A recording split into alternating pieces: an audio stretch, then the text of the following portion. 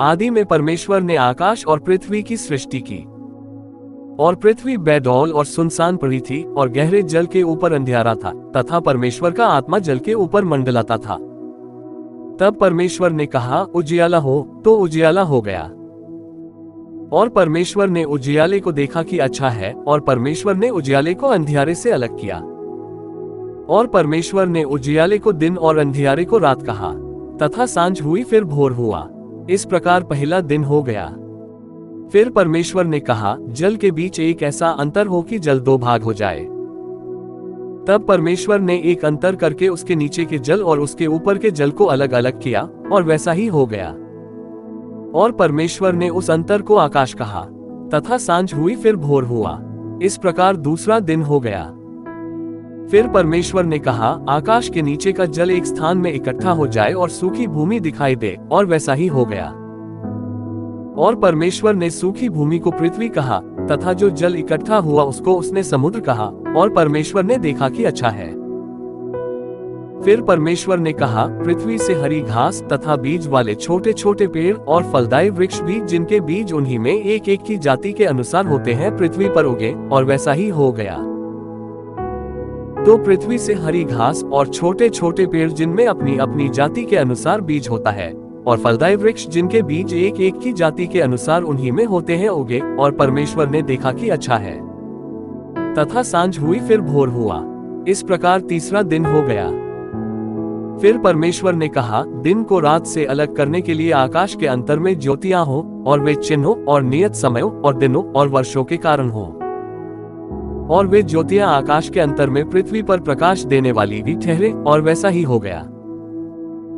तब परमेश्वर ने दो बड़ी ज्योतियां बनाई। उनमें से बड़ी ज्योति को दिन पर प्रभुता करने के लिए, और छोटी ज्योति को रात पर प्रभुता करने के लिए बनाया, और तारागण को भी बनाया।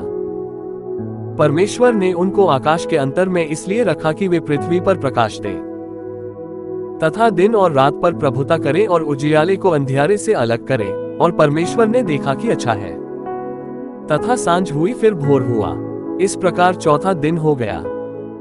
फिर परमेश्वर ने कहा, जल जीवित प्राणियों से बहुत ही भर जाए, और पक्षी पृथ्वी के ऊपर आकाश के अंतर में उड़े।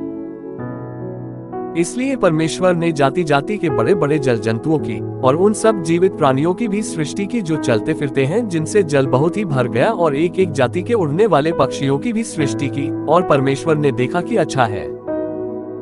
और परमेश्वर ने ये कह के उनको आशीष दी कि फूलो फलो और समुद्र के जल में भर जाओ, और पक्षी पृथ्वी पर बढ़े।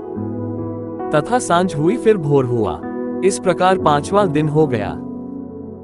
फिर परमेश्वर ने कहा, पृथ्वी से एक एक जाति के जीवित प्राणी, अर्थात घरेलू पशु और रेंगने वाले जंतु, और पृथ्वी के वन पशु जाति जाति के अनुसार उत्पन्न हो, और वैसा ही हो गया।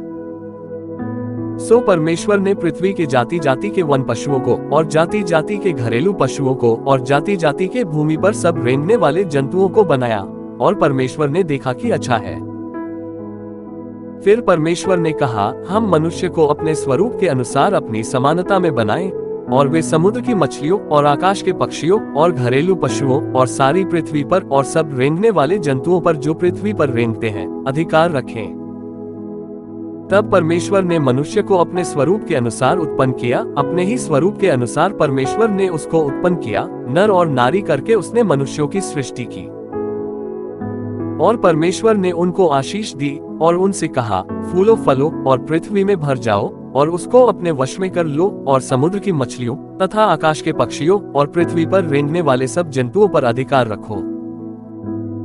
फिर परमेश्वर ने उनसे कहा, सुनो, जितने बीज वाले छोटे छोटे पेड़ सारी पृथ्वी के ऊपर हैं, और जितने वृक्षों में बीज वाले फल होते हैं, वे सब मैंने तुमको दिए हैं, वे तुम्हारे भोजन के लिए हैं।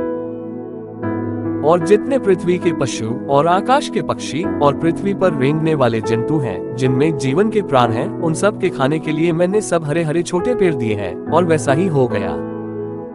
तब परमेश्वर ने जो कुछ बनाया था सबको देखा, तो क्या देखा कि वह बहुत ही अच्छा है। तथा सांझ हुई, फिर भोर हुआ। इस प्रकार छठवां दिन हो गया।